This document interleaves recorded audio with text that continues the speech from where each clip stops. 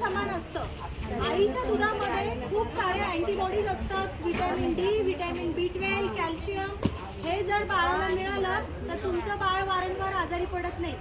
आणि बाळाला जन्मल्यापासून ते वयाच्या 2 वर्षापर्यंत स्तनपान करणं गरजेचं असतं। 6 महिन्यापर्यंत फक्त आईचं दूध द्यायचं, बाळाला वरचं काहीही आहाराची गरज नाहीये। स्तनपानामुळे नुसतं आईला आणि बाळालाच फायदा नाहीये, तर स्तनपानामुळे पूर्ण राष्ट्राला, पूर्ण जगाला आणि पूर्ण आपल्या देशाला फायदा आहे। तर स्तनपानामुळे काय होतं, आईला कर्करोगाचा धोका कमी होतो। आपल्या भारतामध्ये जसं की गर्भाशयाचा कर्करोग आणि स्तनाचा कर्करोग ह्याचं प्रमाण अतिशय वाढलेलं आहे। तर स्तनपान केलेल्या मातेला कॅन्सरपासून खूप जास्त प्रमाणात बचाव होतो। कॅन्सर होत नाही त्या मातेला, शक्यतो कॅन्सर होत नाही।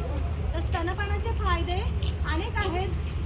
आणि आपण जे कृत्रिम पावडरपासून तयार केलेलं दूध आहे ते आपण बाळाला पाजतो, पण त्याच्यामुळे आपल्याला खर्च वाढतो। त्याचप्रमाणे जे ते कृत्रिम दूध ज्या फॅक्टरीमध्ये बनतं तिथे पाणी लागतं, प्लास्टिक लागतं, लाईट लागते, मॅनपॉवर लागते, त्यामुळे आपल्या देशाचं ना आर्थिक नुकसान होतं। ते जर आपण आईचं दूध नॅचरल असतं, त्याच्यासाठी पैसे लागतात का? नाही। त्याच्यासाठी गरीब श्रीमंत असा काही भेदभाव आहे का?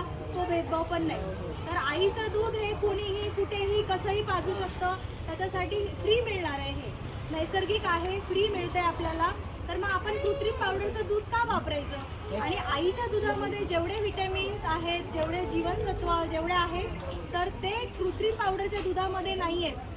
बाळाला आपण जितकं जास्तीत जास्त आईचं दूध पाजू तितकं आपल्या बाळाची प्रतिकार शक्ती ही वाढणार आणि आपलं बाळ आजारी पडणार नाही। त्याच्यामुळे शक्यतो कृत्रिम पावडरचं दूध पाजू नका।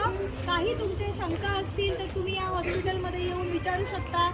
आईला लवकर दूध आलं नाही तर काय करावं, काय द्यावं, कशा टेक्निकने पाजावं बाळाला, तर तुम्ही आपल्या इथे काउन्सिलर असतात हॉस्पिटलमध्ये, तर त्यांना येऊन तुम्ही विचारू शकता। तर ह्या कृत्रिम पावडरच्या देण्यापासून थांबवा आणि नैसर्गिक दूध, आईचं दूध जे आहे पूर्वीपासून चालत आलेली आहे आपल्याकडे जी प्रथा, आईचं दूध बाळाला द्या, आईचं दूध बाळाला द्या, तर हे माहिती तुम्ही घरी जाऊन आपल्या आजूबाजूच्या लोकांना सांगा, आपल्या घरात सांगा की नैसर्गिक दूध किती मौल्यवान आहे बाळासाठी।